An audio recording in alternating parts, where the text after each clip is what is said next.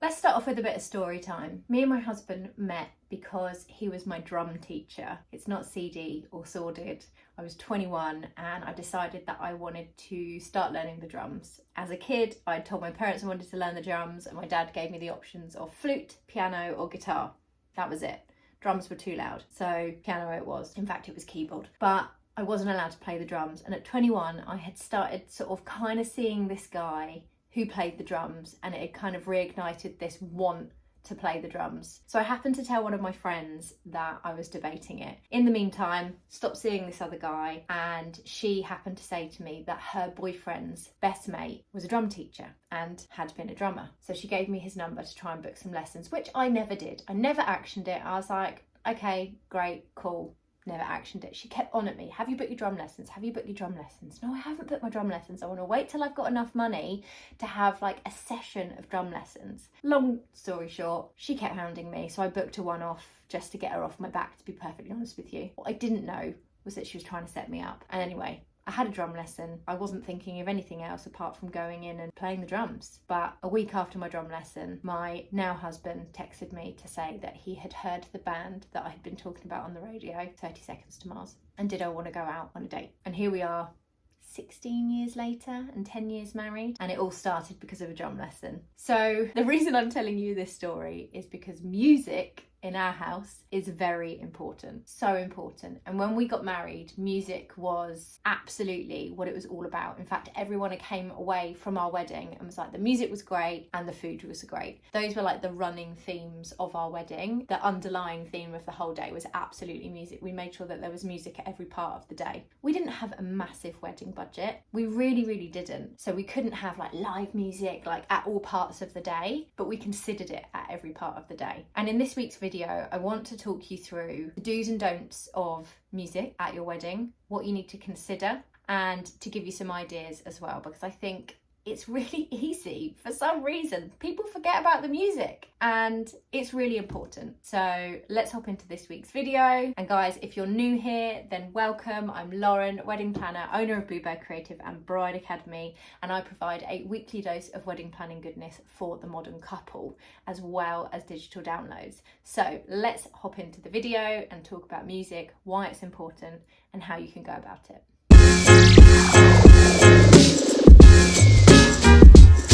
So music is the atmosphere, it is the background and almost like the foundation to your day. You don't necessarily need your guests to know that there's music on, but without having it, the mood, the vibe, the atmosphere will be flat.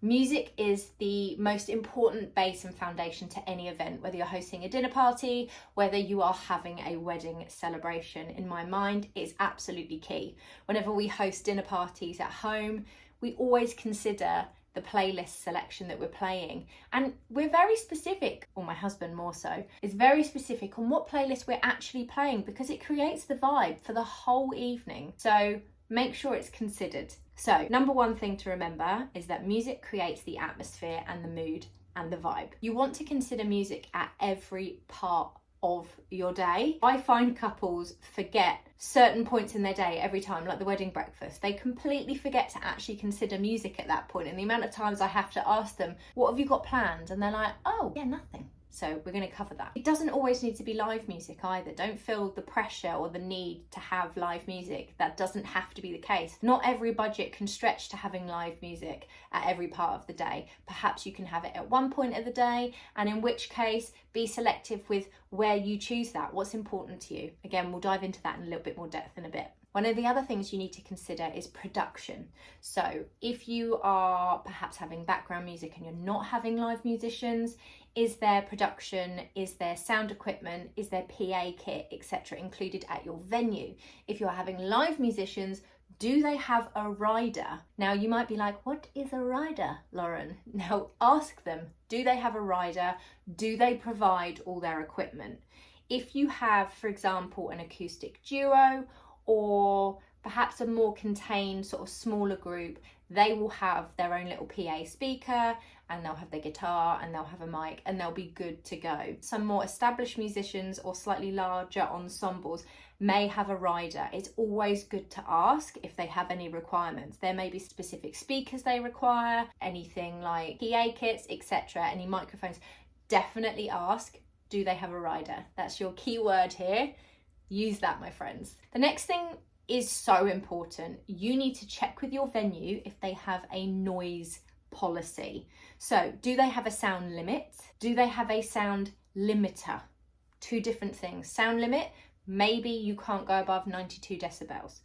If they have a sound limiter in place, then they may have a system that basically cuts the power if you go over a certain sound limit. It's really important to understand that, and to understand if it's automatic or if they just have a venue manager with, I'm going to call it like a wand. They have like a remote, and they will check the sound limit perhaps on the outskirts of the grounds. They'll just double check, is the music too loud? No, it's fine. And then they may come up to the band, or they may come up to your venue manager or your event manager or whatever and say, you need to turn it down a bit, it's getting a bit too high. So you need to understand, are they doing it remotely? Is it a system? Is there a sound limit in place or not? Really, really important that you understand this. I have seen couples make mistakes and book an 8-piece band and there's a really low sound limit, and it's just not viable. It's a venue where you really should only have a DJ. Unbeknownst to me as to why the venue haven't communicated that initially, I do not know, but it has happened. So do your due diligence and double check. Next up, I want you to consider the vibe, the style. How do you want people to feel at your wedding? Because that is going to impact the type of music that you choose at each part of the day. Again, as we start talking through parts of the day, we can consider that. And finally, don't forget to consider the special moments throughout the day, because music can play a massive role in that. Think about when you're walking down the aisle. You choose a piece of music for that, don't you? And that helps evoke emotions. It's something that you'll look back on and you'll remember. So walking down the aisle, walking back down the aisle, what would you choose for that? How do you want to feel? What sort of vibe do you want to create with that piece of music? For example, I will happily share, I walked down the aisle to Igiorni by Ludovico Einaudi. It was so emotional. In fact, it was probably too emotional because hearing the music made me cry, but I love that piece of music, and every time I hear it now, my back and my neck go all prickly. It's just beautiful. But we walked back down the aisle to Riptide by Vance Joy. Super fun, little bit indie, and it was upbeat, and it was just totally us, and it just made sense. So you don't have to have something romantic when you come back down. It can be fun, it can be lively, etc. So really consider that. The next point is perhaps the wedding breakfast. When I say perhaps, I mean you need to do this. It is one of my favourite moments in the whole wedding day. When you go into your wedding breakfast, and when we're working with clients, we always have their guests go and sit down, and then they come in and they're introduced as Mr. and Mrs, Mr. and Mr, Mrs. and Mrs, etc. And we play a piece of music that they've chosen, and it's super, super fun. Typically upbeat, but it doesn't have to be. It's totally up to you and how you want that to play out. Another point you might want to consider is when you're cutting the cake. If you're not having a cake cutting and perhaps you're having a champagne tower, again, that's a fun moment to have some background music so it's not just silent and quiet whilst you're pouring or cutting. And then obviously you've got your first dance, or perhaps any additional dances if you're doing a father of the bride dance or any other dances. So those are other moments where you want to consider music. I hope you found this video helpful. I hope it's given you some ideas. I hope it's filled in some potential information gaps. I hope it's highlighted some things that you need to make sure that you're asking. That is the most important thing. As always, guys, it's been an absolute pleasure to bring you these tips and tricks. If you're not already signed up to our mailing list, then please do so for more tips. And don't forget, you can grab our free wedding planning checklist, which is linked below. Have an amazing week, guys, and I will be back next week with some more wedding planning goodness. Now that we've talked about the really important things that you need to consider, let's go through the different parts of the day where you might want to add music.